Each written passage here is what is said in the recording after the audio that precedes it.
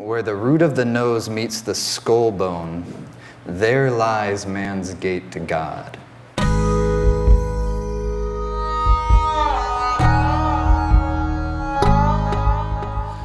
So these are teachings that Yogi Bhajan gave on March 5th, 1991.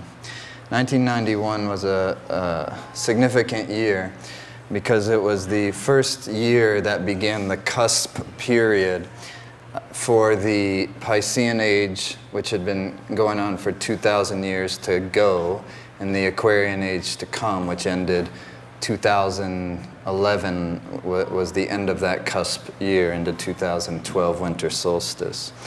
So that's a little context for some of these teachings that he's going to give, which is also going to give us context for the Kriya that we're going to be doing in just a few moments. Today we're going to talk to you about something, the most important thing in the entire science of yoga. There have been a lot of stories about it, a lot of mysteries, but on the physical level, it is truly nothing but the pituitary gland. Where the root of the nose meets the skull bone, there lies man's gate to God. Where the root of the nose meets the skull bone. Now describe that. They say the pituitary gland is the master gland. It controls the entire glandular system. Glands are the guardians of health. Glands are the guardians of health. You won't get better research on the glands except in a book in the library of the Rosicrucian order. It's a Christian group which believes in mystery and mystical research, and they published a book, Glands Are the Guardian of Health. Really the book's called, I believe,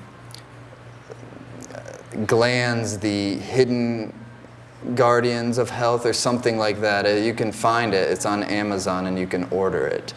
But he says that he says, I don't think that medically anything is better explained than how they have explained it in that book, he's saying. Pituitary commands all the glands. Glandular secretion is important for the body to exist. Its sensitivity, nervous system, its bloodstream, and its organs. There are many meditations in which your pituitary is affected or meant to be affected. Pituitary is the subject of the pineal, so the pituitary is subjected to the pineal. The pineal is crown chakra, pituitary is ajna chakra, third eye point, pineal's crown. Pituitary is the subject of the pineal, but pituitary controls the pineal effectively, and pineal controls the neural patterns, the elementary patterns. 1,000 years from now, the science will not be what it is today. What you know up to 1991 AD will be nothing but a bunch of lies, physically, mentally, scientifically, medically, psychologically, logically, and rationally. So the pineal is a crown chakra, so the thought stream, the sound current, is coming in via the crown chakra, where the soul kind of communicates, enters the physical organism, the mental organism, the auric organism. And that kind of signal that is coming from the pineal is then communicating down to the pituitary, and that's the master gland that is controlling the whole organism, essentially, the whole glandular system, which then causes the whole central nervous system, the command center, to operate. So the endocrine and the nervous system are very intimately entwined with each other. And when this pituitary is not secreting properly, then the whole system goes off. And that's the whole point of this teaching. Whatever we know as human beings is only 0.09% of the truth. For example, elementary neural patterns and projective neural patterns form a combination on a certain frequency in which theta consciousness affects the gamma consciousness. You don't know a damn thing about what I have said, do you? Therefore, you don't know a thing. You can make a missile go into orbit and you can land on the moon, but you don't know this. Let me tell you, I love how he speaks to all of humanity when he speaks. He speaks to the entire consciousness of humanity, not a single individual. Let me tell you another thing, just for you to know in simple English. 3 per cycle and 3 1/2 cycle proportion of the pineal radiation. That's how I describe the speed or the radiation of the pineal. 3 per cycle, 3 or 3.5 of the pineal radiation effectively controls the pituitary. And with that, the parasympathetic psyche controls and tunes the universal psyche. The parasympathetic psyche, when you're in a centered, calm, clear, aware state, as opposed to the sympathetic psyche when you're fight or flight. You're reactive, you're emotional, you're commotional, you're confused, you're unclear.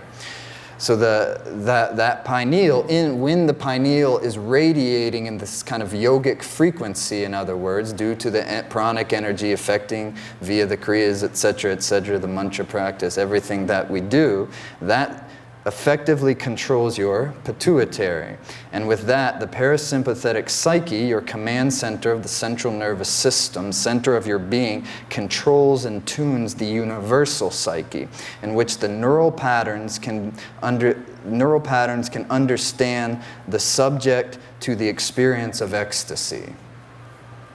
The teaching and the science and the communication will be practicing totally different things. We will know different things. So the teaching and the science and the communication we will be practicing will be totally different. And he's talking now into the coming times.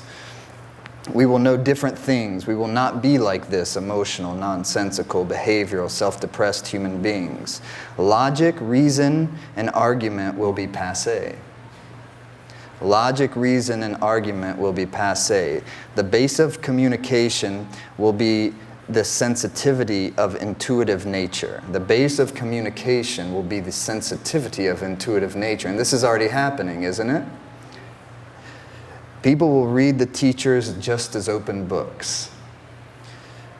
Elementary projections and active projections will be totally diagnosed by everyone. That's why you can't get anything past the young children who are coming up, because they're already in this energy field. This is their age. That the kids being born now are being born in the Aquarian age. They're vibrating at an entirely different frequency than even us. And so teachers will be read like an open book. That's why I'm kind of fond of saying is that all I've got is whatever I really have, whatever's really going on, whatever my presence is truly communicating, not the words that it's wrapped in, or the clothes that it's wrapped in, but really what's going on. And people who are sensitive and people who are in this energetic space that he's pointing to and describing, they know that nobody, when people would ask, is Kundalini Yoga dangerous? He said, yes, because you can't lie to somebody whose Kundalini is awakened. You can't fool somebody, you can't cheat them, you can't steal from them. So it's very dangerous if you're trying to control humanity. So that's where that stigma of Kundalini being dangerous comes from, is very, very old lineage of highly awakened people manipulating and controlling others. So, but that's changed. It's completely changed. And so people will read teachers just like open books. Elementary projections and active projections will be totally diagnosed by everyone. There will be a different world order. Human caliber will be totally different. Yeah? And that's what the mission of these teachings, these practices are. It's not about like anybody's kind of dogma or anybody's religion or anybody's anything, personal agendas. It's about a new type of human sensitivity. It's a new type of awareness, a new type of radiance, a new type of intuitive ability that will spread across the planet and will be the kind of working order of the new age. But what do you have to go through? What do we have to go through collectively to get there? And that's why we want to work to spread and help people with these practices as much and as quickly as possible, because this does it in a way that is very enjoyable and non-destructive and is going to have an uplifting effect. But it'll happen either way. It'll happen either way. Okay, so here we go with this practice, with this kriya for the activating the third eye, the ajna, stimulating the third eye and activating your central control command center, the central nervous system. You're going to take your index fingers like this,